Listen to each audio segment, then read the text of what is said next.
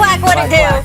Happy Friday. Thank you for starting your weekend with us here on First Take TGIF, people. Skip Bayless, Molly Karam here in Bristol. Stephen A. is in the Big Apple. Gentlemen, how we doing?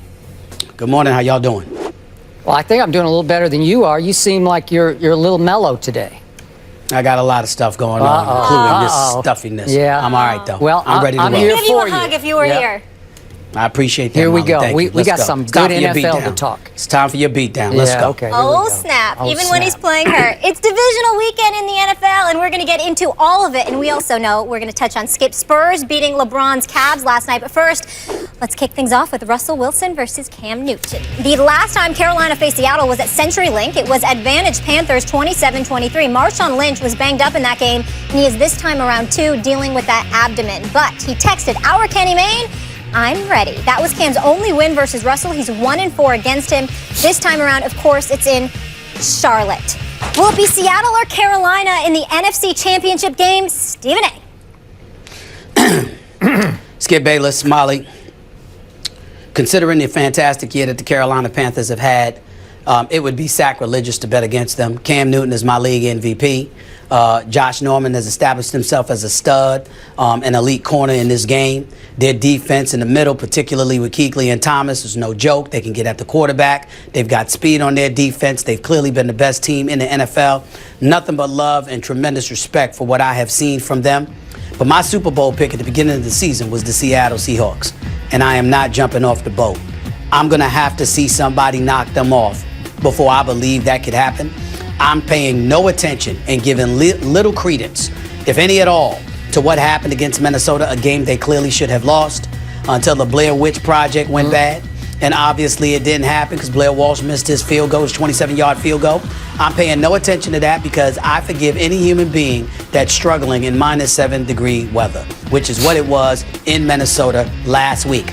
Now that they'll be in North Carolina, Charlotte to be specific, a city I love dearly, the fact is that it's not expected to be that inclement, if at all. I expect normal football conditions to kick into play here. And as a result, Russell Wilson will continue to do what he has been doing, finding a way to make things happen. Beast mode will be back because he has said to our very own Kenny Mayne that he is ready. And I think some level of productivity, along with Christian Michael, definitely will go a long way. I'm thinking about Doug Baldwin. I'm thinking about cursing those boys. I'm thinking about what they can bring to the table. And I think that Seattle will find a way to win a nail-biter.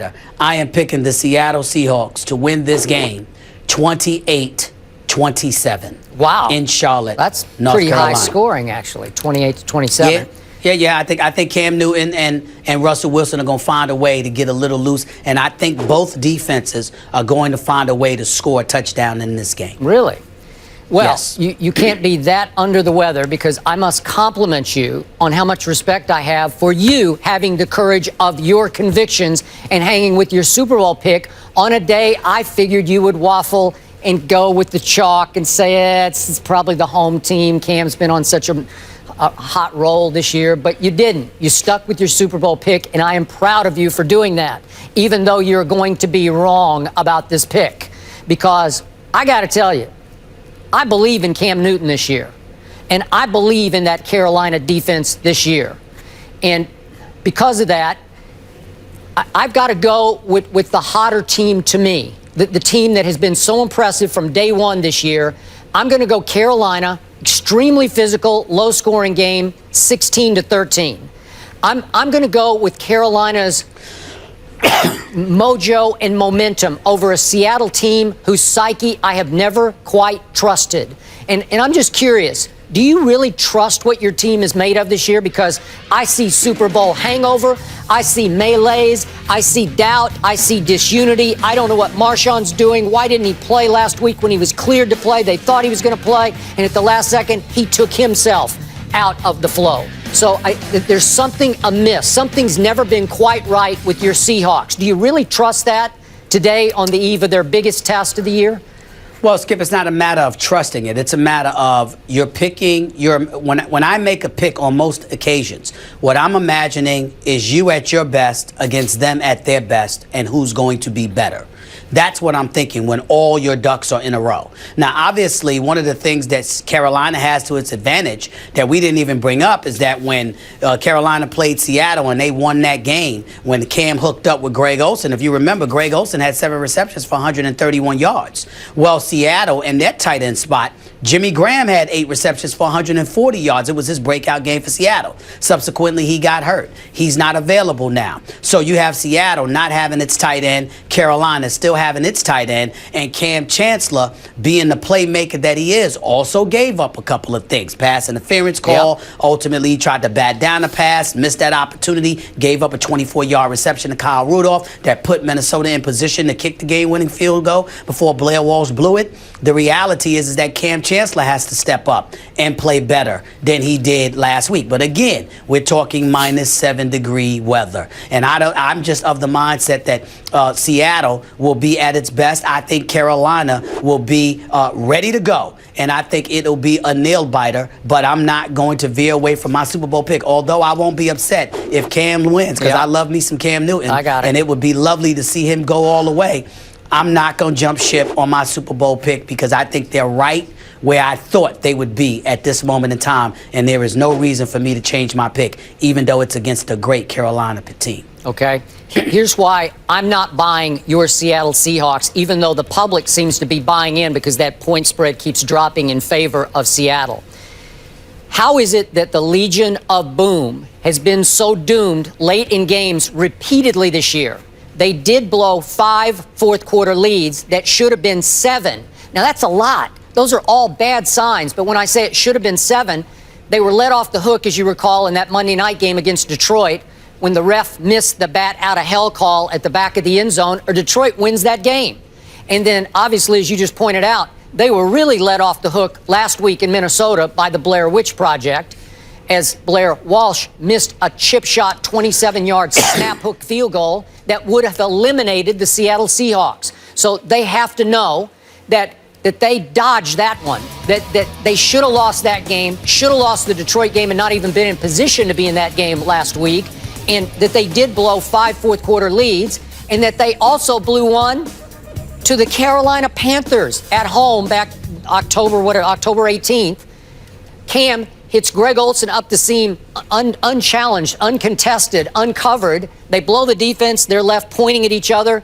And into the end zone trots Greg Olsen for the winning score, 27-23. These are bad signs for such a great team of a year ago. So I think it all crashes to a halt, which brings me back to the Carolina Panthers. I don't know what's not to like about them.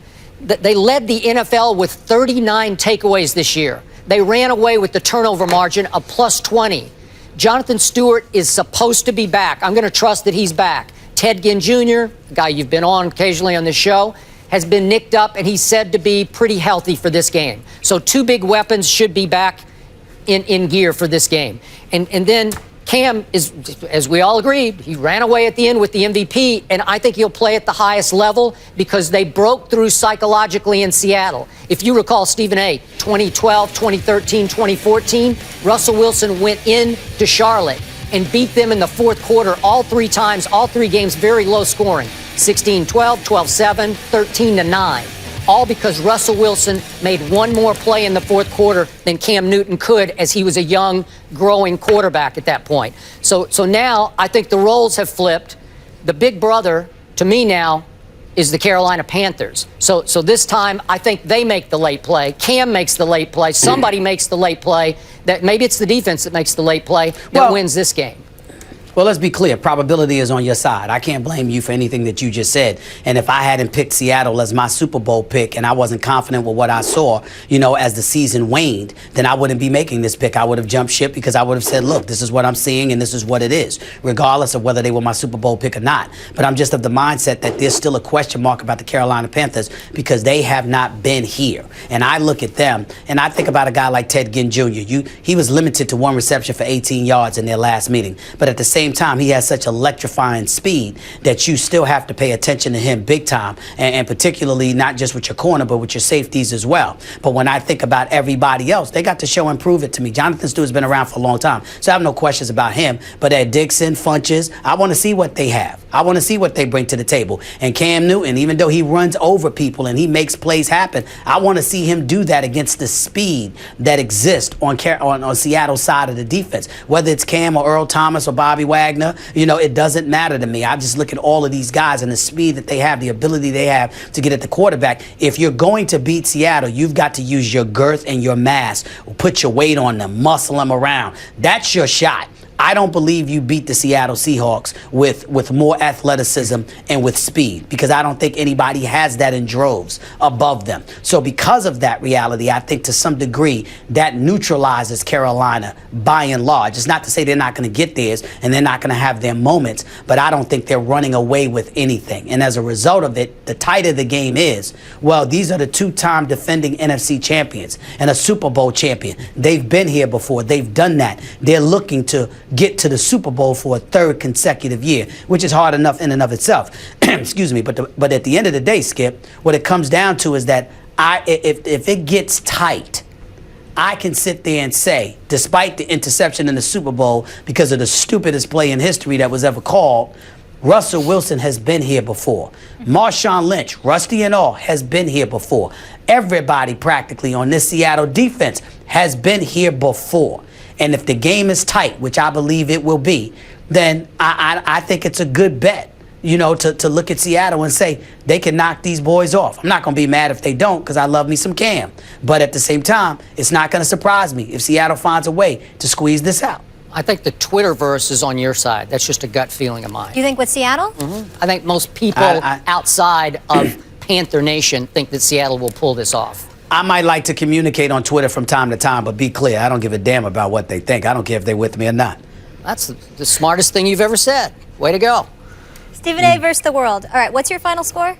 I've got, I don't know, I switched paper here. Don't worry. 16-13. Okay, so you have it a little closer. 28-27. All right. Split decision here, Stephen A. So you're rolling with your Super Bowl pick, but are you rolling with your Steelers? We know the terrible tallows will be flying at Mile High Sunday, where Denver